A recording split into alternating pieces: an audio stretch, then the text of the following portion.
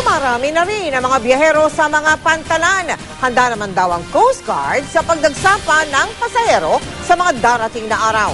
Nakatutok si Victoria Tulad live mula sa Eva Macapagal Terminal sa Maynila. Victoria? Mel, noong nakaraang linggo pa nga lang daw ay nagsimula na maghanda ang Philippine Coast Guard para sa pagdagsa ng mga pasahero ngayong Semana Santa. Sa katunayan, nakadeploy na raw ang kanilang mga tauhan sa mga pier sa buong bansa.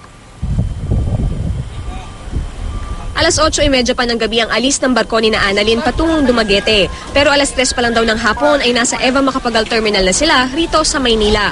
Bukod sa mga damit, may bitbit din silang mga pasalubong. Bakit ngayon po tayo umuwi? Next week pa yung Holy Week. Kailangan na po eh. Kasi para makasama yung pamilya. Maging si Patrick inagahan ng pag-uwi sa Misamis kahit sa susunod na linggo pa ang Semana Santa. Wala na eh. Wala na, pulibok na eh. Mahirap na rin, wala naman sakyan. Ayon sa namamahala sa terminal, nagsimula na ngang dumami ang mga pasaherong umuuwi. Itong linggong to, medyo dumarami na yung ating mga pasahero. Smooth flowing naman tayo so far. And syempre, in-implement natin yung heightened security.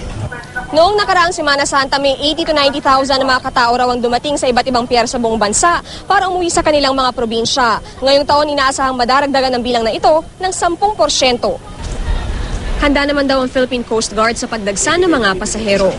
In place na rin naman yung mga personnel natin tsaka yung mga K9 units natin para magbigay ng dagdag na seguridad.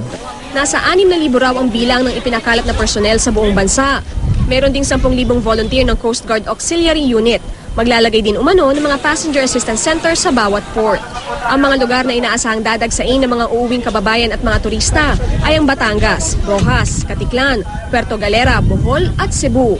Inaasahan daw na sa Martes o Miyerkules Santo ay dadagsa ng mga pasahero kaya't payo ng otoridad. Sana po pumunta sila sa pier o sa mga anumang mga terminal na mas maaga pa doon sa expected time na kanilang gustong alisan dahil pagdagsaan kasi ng pasahero ay asahan natin na medyo babagal ng konti ang pagsasagawa natin ng inspeksyon.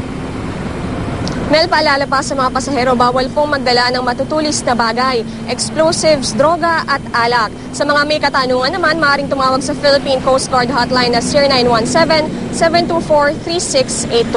Mel? Maraming salamat sa iyo, Victoria Tulad.